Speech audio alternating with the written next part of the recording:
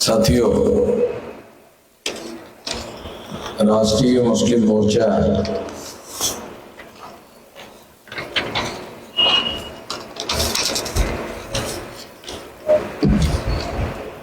ये संगठन का नाम है और इस संगठन के नाम से कई राज्यों में स्टेट कॉन्फ्रेंस करने के बाद आज यहाँ दिल्ली में इसका राष्ट्रीय अधिवेशन हो रहा है। मैं कुछ बातें इस मौके पर आप लोगों के सामने रखना चाहता हूँ।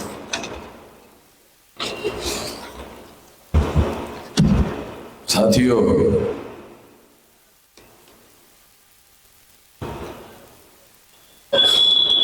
मुसलमानों को कुछ बातें जानने समझने की जरूरत है।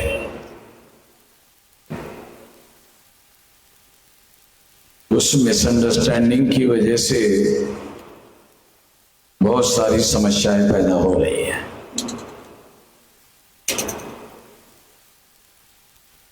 सबसे बड़ी मिसअंडरस्टैंडिंग क्या है मुस्लिम लोगों की, कि जो मुस्लिम नहीं है वो सारे हिंदू हैं। ये पहले नंबर की मिसअंडरस्टैंडिंग है मुस्लिम लोगों की, कि जो मुस्लिम नहीं है वो सारे के सारे हिंदू हैं।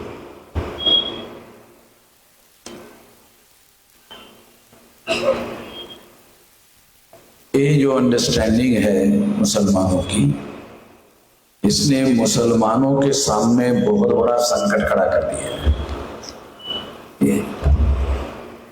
और इसने जो SC ST OBC के लोग हैं उनके सामने भी बड़ा संकट खड़ा कर दिया है। मुसलमानों ने अपने सामने भी संकट खड़ा कर दिया और मुसलमानों ने SC ST OBC के सामने भी संकट खड़ा कर दिया। पहले तो ये मिसअंडरस्टैंडिंग मुस्लिम लोग अगर दूर कर दे कि जो मुस्लिम नहीं है वो सारे के सारे हिंदू है, ये अगर अंडरस्टैंडिंग दूर कर दे मुस्लिम, ज़हनियत के स्तर पर, सोचने के स्तर पर अगर ऐसा सोचना बंद कर दे, सोचना केवल बंद कर दे, तो 50% समस्या का समाधान हो जाए। केवल सोचना बंद कर दे।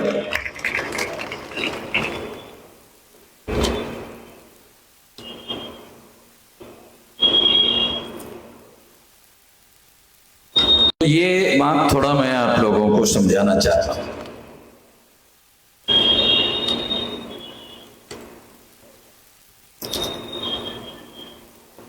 इस देश में ब्राह्मणों की संख्या 3.5% है।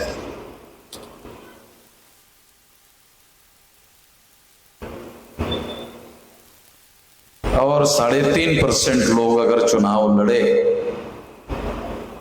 तो लोकसभा में बहुत दूर की बात है, विधानसभा में बहुत दूर की बात है, ग्राम पंचायत में ब्राह्मण चुनकर नहीं आ सकता।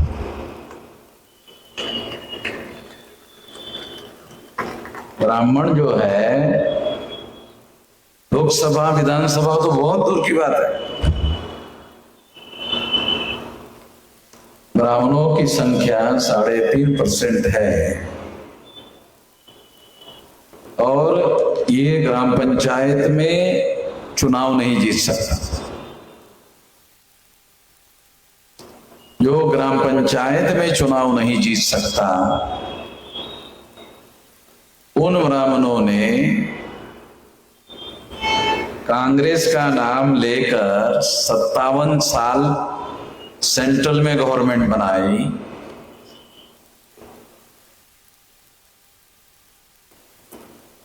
और वो गवर्नमेंट 57 साल तक सरकार बनाते रहे, चलाते रहे। और उस सरकार को मुस्लिम लोग हर चुनाव में साथ देते रहे और 3.5% की सरकार मुस्लिम लोग सारे देश में बनाते रहे। 3.5% ब्राह्मणों की।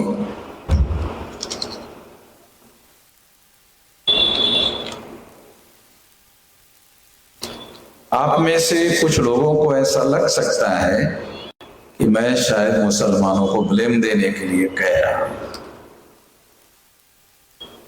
कुछ लोगों को ऐसा लग सकता है,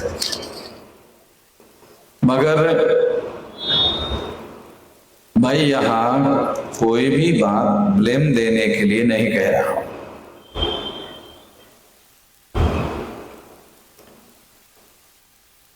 इस सच्चाई को जिस दिन मुस्लिम स्वीकार कर लेगा तो परिवर्तन शुरू होगा। वह दूसरा रास्ता चुनना पड़ेगा। एक अगर मान लो कि जो ब्राह्मण लोग हैं जिनकी संख्या 3.5% है, उन्होंने ही कांग्रेस नाम की तंजीम बनाई और उनको ही 57 साल तक दूसरे लोगों के साथ साथ मुस्लिम लोग भी चुनते रहे।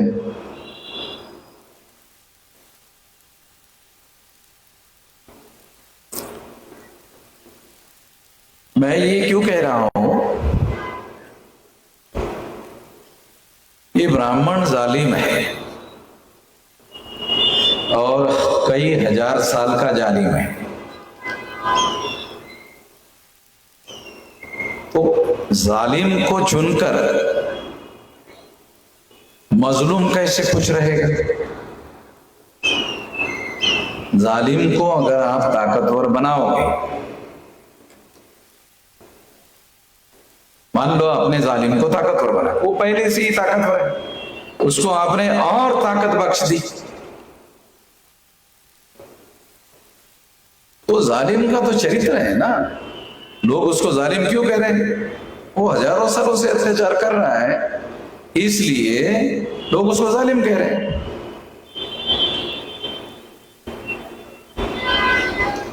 अगर उसको आपने ताकत बख्श दी, आप ऐसा कह, अरे हमने अकेले के थोड़ी की, आप लोगों ने भी कर दी। चलो ठीक है, आप कह रहे हैं आप लोगों ने भी कर दी, तो इसका मतलब है आप ऐसा मान रहे हैं कि हमने गलती की, आपने भी गलती की।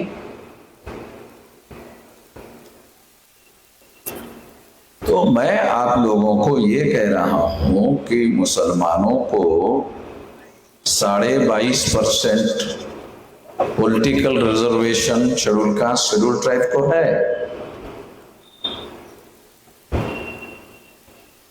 जो 2-3 हजार साल से इलिटरेट रखे गए हैं, अनपढ़ और गवार रखे गए, कहा जाए आपकी लैंग्वेज में कहा जाए, आपकी मुझे बहुत अच्छी पसंद आती है, अनपढ़ गवार थोड़ा बहुत मतलब कमजोर शब्द लगता है। आपकी भाषा जाहिला इतना बढ़िया शब्द है, इससे बढ़िया शब्द नहीं जाहिल। क्योंकि आप लोगों को अगर मैं अनपढ़ गवार कहूंगा तो आपको वो बात पूरी तरह से समझ में नहीं आएगी।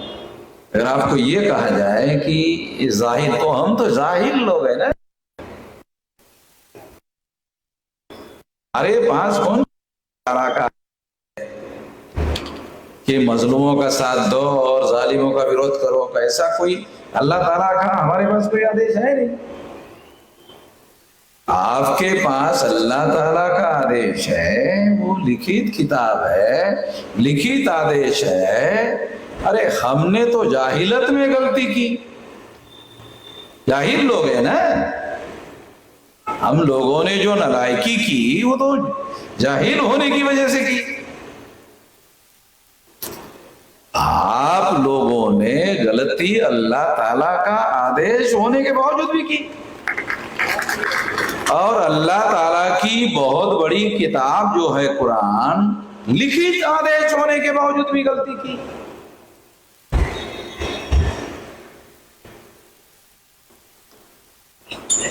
हमारे पास तो ऐसी कोई किताब है नहीं।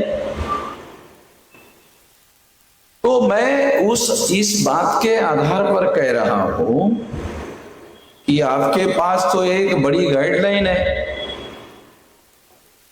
लिखित है कि मजलूमों को साथ देना चाहिए। अजमाई हुई बात है, जब मजलूम का साथ देता है तो इत्तेहाद कायम होता है। जब इत्तेहाद कायम होता है तो दुनिया में जालिम परास्त होता है। दुनिया में जालिम परास्त होता है। तो इसके लिए मुसलमानों को पहल करना चाहिए, मुसलमानों को पहल करना चाहिए था।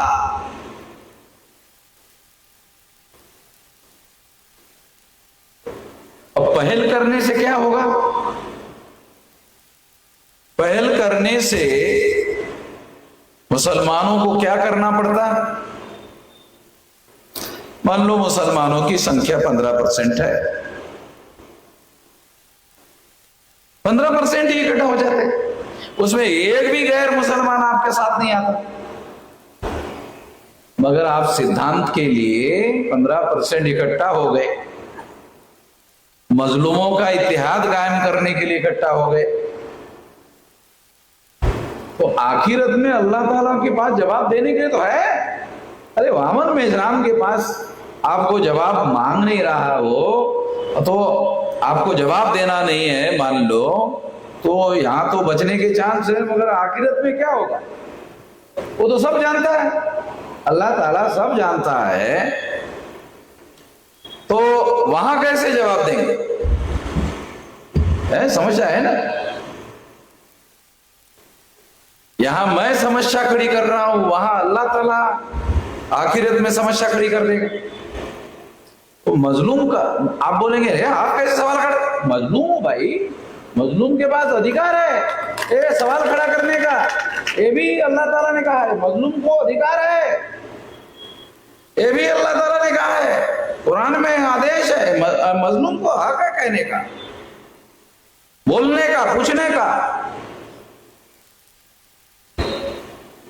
तो इसलिए मैं आपको ये बात याद दिला रहा हूं कि जो SC ST OBC के लोग हैं वो हिंदू नहीं है, वो हिंदू नहीं है। अब बोले क्या बात कर रहे हो? देखो संविधान में जिसे शेड्यूल कास्ट कहा गया वो ब्राह्मणों के द्वारा बनाए हुए अछूत लोग हैं जो छूने लायक नहीं। अब आप बताओ, जिन ब्राह्मणों ने हमें छूने लायक नहीं माना उसको आप हिंदू कह रहे हैं। ब्राह्मण कम अत्याचार कर रहा है, आप ज्यादा अत्याचार कर रहे हो। बुरा मत मानना, ब्राह्मणों ने हमें अछूत बनाया का मतलब है छूने लायक भी नहीं समझा। तो छूने लायक भी नहीं समझा जिन्होंने, उनके दृष्टि से हम हिंदू नहीं है। तो आप हिंदू क्यों कह रहे? मेरा ऐसा बात, आप हिंदू क्यों कह रहे? अच्छा चलो ठीक है, थोड़ी देर के लिए मैं, आप अगर हमें हिंदू कहते और उससे अगर आपको फायदा होता तो कहते तो और ठीक बात थी कि अगर हमें ब्राह्मणों के कैंप में ढकेल कर आपको फायदा होता, चलो फायदा ही कर लेते अपना, हमें ब्राह्मणों के कैंप में ढकेल कर अपना फायदा कर लेते। इससे आपका क्या फायदा हुआ?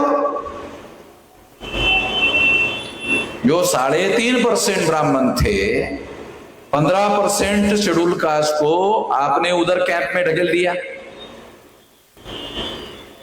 हिंदू कहकर, फिर शेड्यूल ट्राइब को ढकेल दिया हिंदू कहकर, फिर ओबीसी को हिंदू कहकर ढकेल दिया। इतने सारे लोगों को आपने 3.5% ब्राह्मणों के कैंप में ढकेल दिया। तो 3.5% ब्राह्मण 74.5% और 3.5 राउंड अबाउट 80% हो गए। अब आपने 3.5% ब्राह्मणों को 80% बना दिया। अब आप बताओ आपको इससे क्या फायदा हुआ? आपको इससे क्या फायदा हुआ? भारत के संविधान के अनुसार हर 21 साल के व्यक्ति को वोट देने का अधिकार दिया गया। अब ब्राह्मणों के 80 वोट हो गया आपकी वजह से। 80 हो, जिनके 3.5 वोट थे वो आपने हमको उधर ढकेलने की वजह से उनके 80 वोट हो गए और इन सबको आपने हिंदू बनाया। फिर ब्राह्मण क्या करता है? यही SC ST OBC को मुसलमानों के बस्ती पर हमला करने के लिए भेज देता है। ब्राह्मण जो 3.5% है वो घर में रहता है और SC ST OBC को मुसलमानों के बस्ती पर हमला करने के लिए भेज देता है। अब चूंकि वो आपने उनको हिंदू बना दिया और हिंदू बनकर वो आपके कैंप पर हमला कर रहे, 15% वर्सेस 80%, तो आपको फायदा हुआ कि नुकसान? आपको ऐसा करने से इतना ज्यादा नुकसान हुआ। आप बोलते हैं मैंने बहुत सारे मुस्लिम लोगों को कहा अरे आपको SC ST OBC के साथ में मिलकर काम करना चाहिए। अरे तो आप ही के लोग तो हमारे घरों पर हमला करने के लिए आते हैं, आप उनके साथ मिलजुल कर काम करने के लिए बोल रहे। ये बात, ये संकट आप लोगों ने कैसे पैदा किया, आपने अपने लिए कैसे संकट पैदा किया और उसका समाधान बता रहा हूं कि आपने अल्पसंख्य ब्राह्मणों को हमें हिंदू बनाकर अल्पसंख्य ब्राह्मणों को बहुसंख्यांक बना दिया। बहुसंख्यांक बनने से कांग्रेस दिल्ली की सत्ता में पहुंची। फिर उसी बहुसंख्यांक हिंदुओं को साथ में लेकर बीजेपी सत्ता में पहुंची। देखो आज की परिस्थिति की बातें आपको बता रहा हूं, जो परिस्थितियां आप लोगों की वजह से कैसे पैदा हुई, आप लोगों ने कैसे संकट खड़ा कर दिया है भयंकर, और इसके बारे में मेरे अलावा कोई जानता ही नहीं, मैं अकेला ही जानता हूं। मैं केवल जानता ही नहीं हूं, आपके मुंह पर मैं अकेला ही भारत में बोल सकता हूं, बाकी कोई बोल ही नहीं सकता।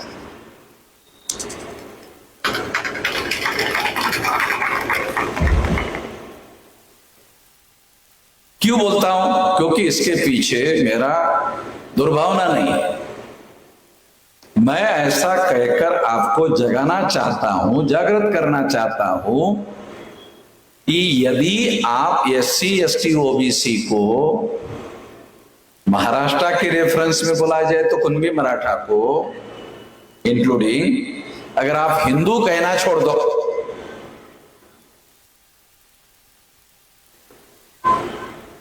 तो कुछ लोग क्या कहते हैं, अरे वो अपने को खुद हिंदू कह, अरे उनको जहन्नुम में जाने दो, तुम अपने लिए तो सुधार करो।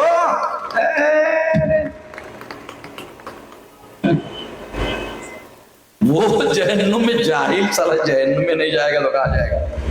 जाने दो ना जाहिलों को जहन्नुम में।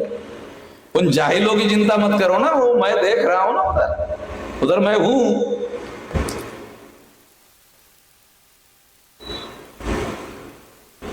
यदि आप उन लोगों को हिंदू कहना छोड़ दो तो क्या होगा? अल्पसंख्यक ब्राह्मण 3.5% रहेगा और वो रूलिंग क्लास नहीं बनेगा, ना रूलिंग में रहेगा ना अपोजिशन में रहेगा, आपके केवल ऐसा करने मात्र से।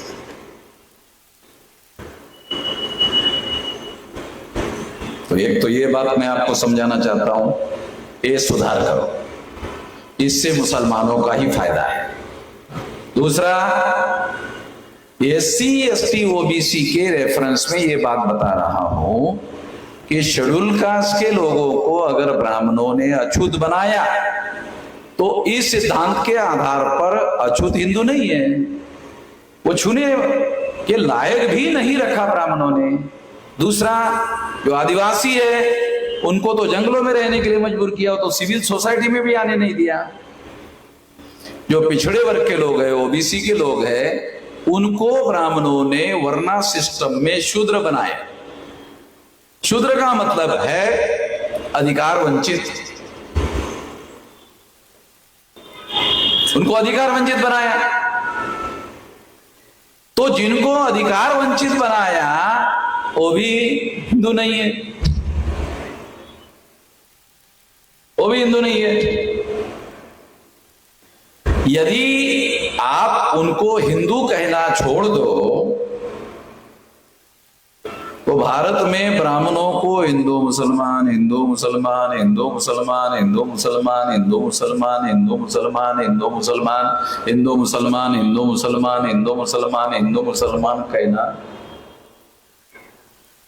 बंद है।